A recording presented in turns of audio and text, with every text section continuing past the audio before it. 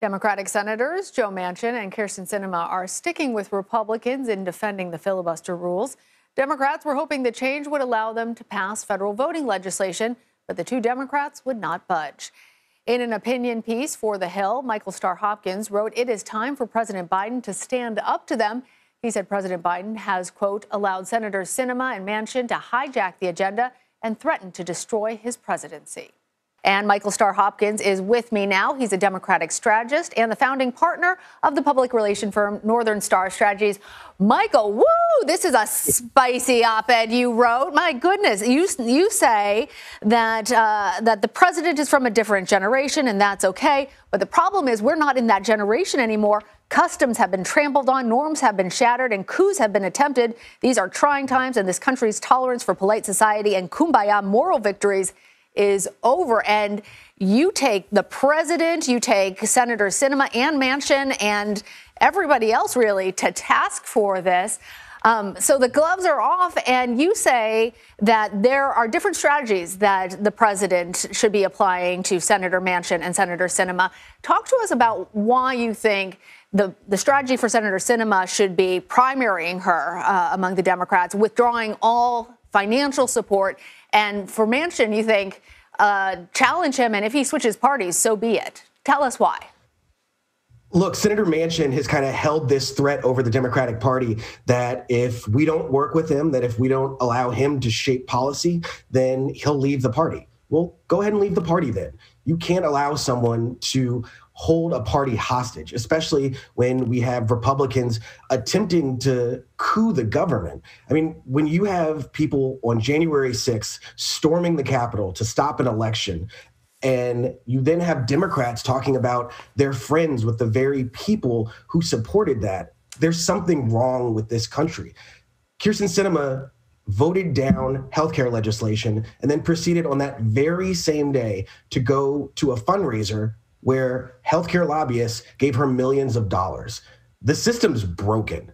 And so it's time for Democrats to come out and say that it's broken and that we're going to do something about it and that we're going to fix it. And when these two senators are the precipice for why things are broken, the perfect example for why Americans don't trust our democracy, then we got to hold them accountable. And that's what I did in this column.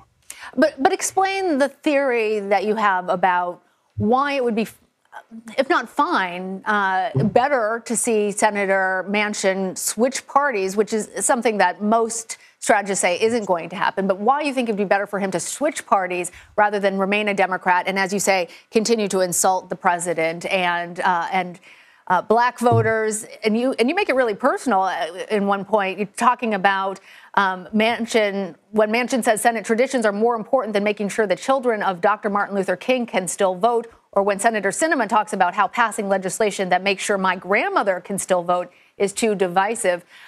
Is there a benefit in having, you're a Democratic strategist, a Democrat still with that D and caucusing with Democrats, even if it means that they don't always agree?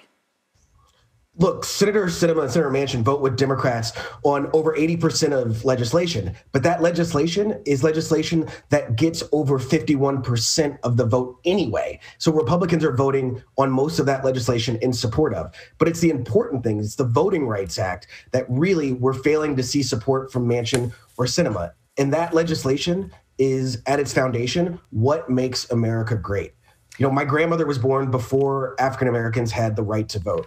She's lived through the Civil Rights Act and lived now through the first black president, and now risks seeing her not have the ability to vote because Democrats, not Republicans, but because Democrats believe that polite society, believe that being able to be supported by Republican lobbyists is more important than defending her right. Sinema should be primaried. Ruben Gallego should be the one to take that seat. And President Biden needs to not only commit to withdrawing funds from the DSCC, but needs to make sure the DNC isn't funding her, and needs to go to the top donors in the party in general, the big heavy hitters when it comes to donors, and tell them, if you donate to her, I will make sure that your life is a living hell, because that's what she's doing to African Americans all over the country. And Michael, you argue that Senators Manchin and Sinema personally benefit from not supporting federal voting rights.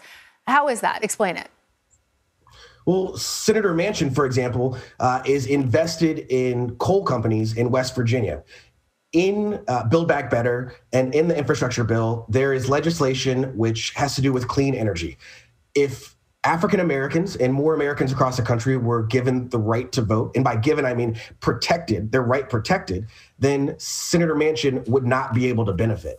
The same is true with Senator Sinema. She would not be a senator if we protected the right to vote in states like Arizona. And so it is their support of legislation which restricts the right to vote. It's their support of really apartheid-style, Jim Crow-style legislation which makes them sitting senators. And if I have anything to do about it, if I think progressives and activists and people who care about democracy have anything to do about it, that won't be the future. So, Michael, before I let you go, I want to get your take on President Biden's promise to fill retiring Justice Breyer's seat with a black woman. Republican Senator Roger Wicker of Mississippi said that would effectively be an affirmative action pick. What do you have to say about that assessment? Well, I think that's ironic given that I think 100% of all senators from Mississippi have been white men, or at least white individuals. So if anything, he's a legacy hire. And when you look at the Supreme Court, you've got 95% of all Supreme Court justices being white individuals. And the only individual who's an African-American would be Clarence Thomas, who replaced the great Thurgood Marshall. And there, Republicans had nothing to say about affirmative action. Listen, black women have been the foundation of this country, have to work twice as hard to get half the respect. And so when people like Senator Wicker make comments like that, it shows more of who he is and less about who the next Supreme Court justice will be. Small men often have lots to say. Well, I know you're urging President Biden that you think he ought to take his gloves off. It's clear your gloves are off. Michael Starr Hopkins, great to have you on the show. Thanks. Thanks for having me.